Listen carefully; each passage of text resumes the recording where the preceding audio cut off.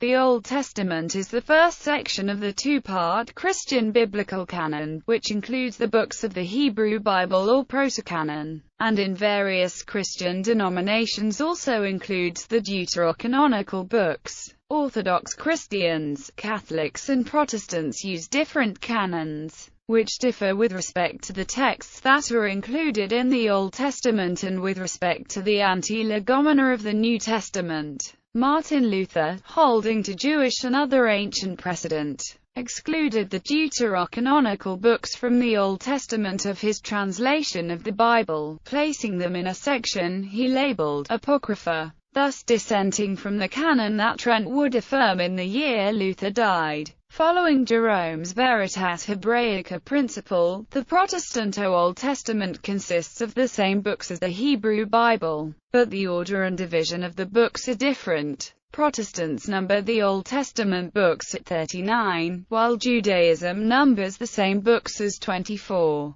This is because Judaism considers Samuel, Kings, and Chronicles to form one book each, groups the 12 minor prophets into one book, and also considers Ezra and Nehemiah a single book. The differences between the Hebrew Bible and other versions of the Old Testament, such as the Samaritan Pentateuch, the Syriac Peshitta, the Latin Vulgate, the Greek Septuagint, the Ethiopian Bible and other canons, are more substantial. Many of these canons include books and sections of books that the others do not. For a fuller discussion of these differences, see Books of the Bible. Hebrew Bible Canon. Rabbinic Judaism recognizes the 24 books of the Masoretic text, commonly called the Tanakh or Hebrew Bible. There is no scholarly consensus as to when the Hebrew Bible canon was fixed. Some scholars argue that it was fixed by the Hasmonean dynasty, while others argue it was not fixed until the 2nd century CE or even later. According to Mark Z. V. I. Bretler, the Jewish scriptures outside the Torah and the prophets were fluid, different groups seeing authority in different books. Michael Barber says that the earliest and most explicit testimony of a Hebrew canonical list comes from Jewish historian Josephus. Josephus wrote about a canon used by Jews in the 1st century AD.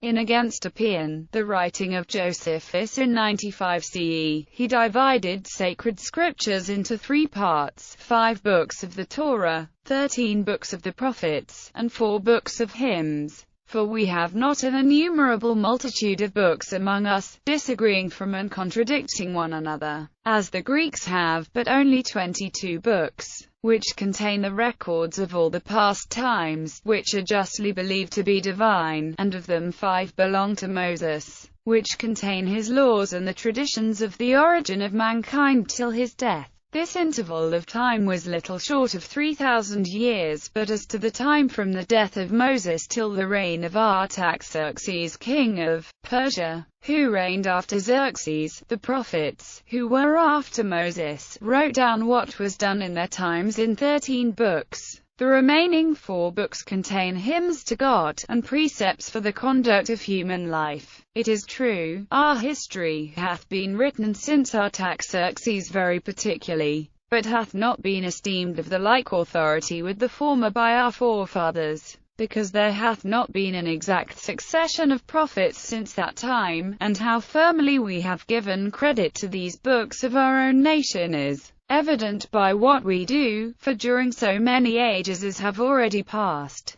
no one has been so bold as either to add anything to them, to take anything from them, or to make any change in them, but it has become natural to all Jews immediately, and from their very birth, to esteem these books to contain divine doctrines, and to persist in them, and, if occasion be, willingly to die for them. Josephus mentions Esdras and Nehemiah in Antiquities of the Jews and Esther in chapter 6. The canon is till the reign of Artaxerxes as mentioned by Josephus above in Against Oppian Book 1, paragraph 8. For a long time, following this date, the divine inspiration of Esther, the Song of Songs, and Ecclesiastes was often under scrutiny. According to Gerald LaRue, Josephus' listing represents what came to be the Jewish canon. Although scholars were still wrestling with problems of the authority of certain writings at the time that he was writing, Barber says that Josephus' 22 books was not universally accepted, since other Jewish communities using more than 22 books. In 1871, Heinrich Gratz concluded that there had been a Council of Jamnia which had decided Jewish canon sometime in the late 1st century. This became the prevailing scholarly consensus for much of the 20th century.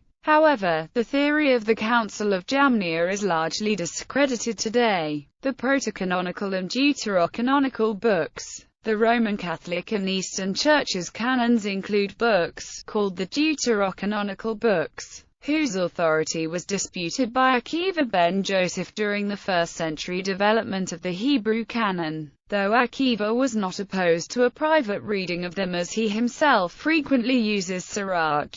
One early record of the deuterocanonical books is found in the early Koine Greek Septuagint translation of the Jewish scriptures. This translation was widely used by the early Christians and is the one most often quoted in the New Testament when it quotes the Old Testament. Other, older versions of the texts in Hebrew, Aramaic, and Greek, have since been discovered among the Dead Sea Scrolls and the Cairo Geniza. The traditional explanation of the development of the Old Testament canon describes two sets of Old Testament books, the protocanonical and the deuterocanonical books. According to this, some church fathers accepted the inclusion of the deuterocanonical books based on their inclusion in the Septuagint, while others disputed their status based on their exclusion from the Hebrew Bible. Michael Barber argues that this time-honored reconstruction is grossly inaccurate and that the case against the Apocrypha is overstated.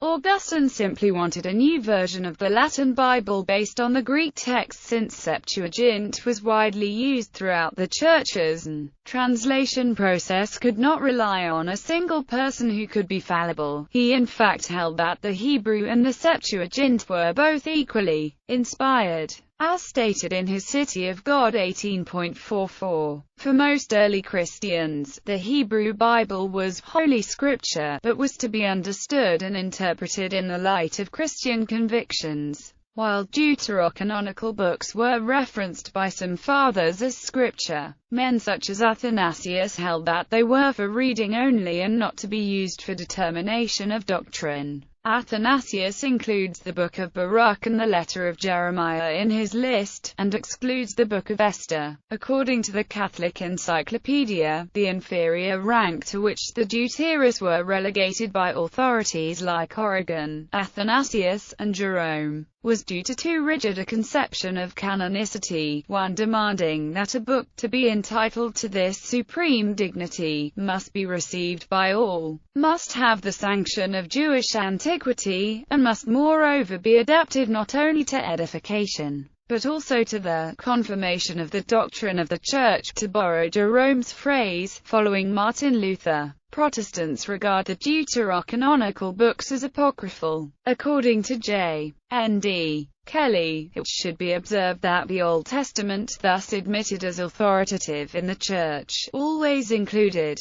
though with varying degrees of recognition, the so-called Apocrypha or deuterocanonical books, Septuagint. The early Christian Church used the Greek texts since Greek was a lingua franca of the Roman Empire at the time, and the language of the Greco-Roman Church. The Septuagint seems to have been a major source for the Apostles, but it is not the only one. St. Jerome offered, for example, Matt 2:15 and 2:23, John chapter 19 verse 37, John chapter 7 verses 38, 1 Cor. 2-9, as examples not found in the Septuagint, but in Hebrew texts. The New Testament writers, when citing the Jewish scriptures, or when quoting Jesus doing so, freely use the Greek translation, implying that Jesus, his apostles and their followers considered it reliable. In the early Christian Church, the presumption that the Septuagint was translated by Jews before the era of Christ and that the Septuagint at certain places gives itself more to a Christological interpretation than 2nd century Hebrew texts was taken as evidence that Jews had changed the Hebrew text in a way that made them less Christological. For example, Irenaeus concerning Isaiah chapter 7 verse 14, the Septuagint clearly writes of a virgin that shall conceive, while the Hebrew text was, according to Irenaeus, at that time interpreted by Theodotion and Aquila as a young woman that shall conceive. According to Irenaeus, the Ebionites used this to claim that Joseph was the father of Jesus. From Irenaeus, a point of view that was pure heresy, facilitated by anti-Christian alterations of the scripture in Hebrew, as evident by the older, pre-Christian Septuagint. When Jerome undertook the revision of the Old Latin translations of the Septuagint, he checked the Septuagint against the Hebrew texts that were then available. He broke with church tradition and translated most of the Old Testament of his Vulgate from Hebrew rather than Greek. His choice was severely criticized by Augustine, his contemporary. A flood of still less moderate criticism came from those who regarded Jerome as a forger. While on the one hand he argued for the superiority of the Hebrew texts in correcting the Septuagint on both philological and theological grounds, on the other, in the context of accusations of heresy against him, Jerome would acknowledge the Septuagint texts as well. The Eastern Orthodox Church still prefers to use the LXX as the basis for translating the Old Testament into other languages. The Eastern Orthodox also use LXX untranslated where Greek is the liturgical language, e.g., in the Orthodox Church of Constantinople, the Church of Greece and the Cypriot Orthodox Church.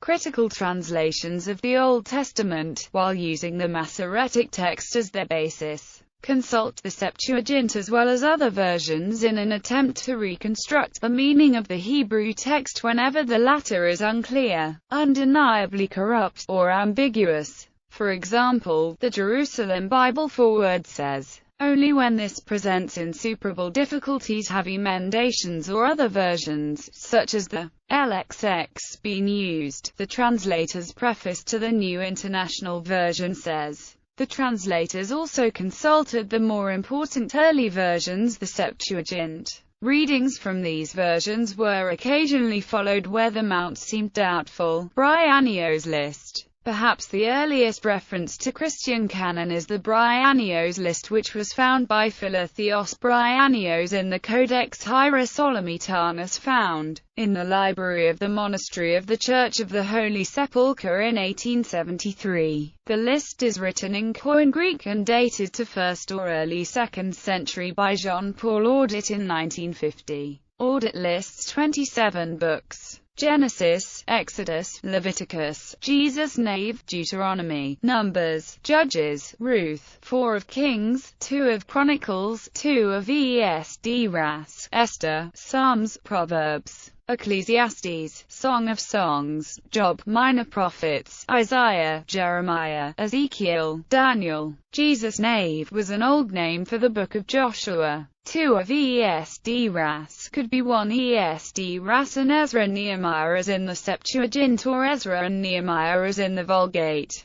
According to Albert Sundberg, the uncommon 27 number of books is unknown in Jewish lists, and R.T. Beckwith asserts that the Braianios list mixes the prophets and hagiographa indiscriminately together. It must be of Christian rather than Jewish authorship, and since the use of Aramaic continued in the Palestinian Church for centuries, there is no reason to date it so early. Marcion of Sinope was the first Christian leader in recorded history to propose and delineate a uniquely Christian canon. He explicitly rejects the Old Testament and pushes his version of New Testament to be the Christian canon. Irenaeus wrote, Marcion, besides abolishing the prophets and the law, mutilates the gospel, that is according to Luke. He likewise persuaded his disciples that he himself was more worthy of credit than are those apostles who have handed down the gospel to us, furnishing his followers not with the gospel but merely a fragment of it.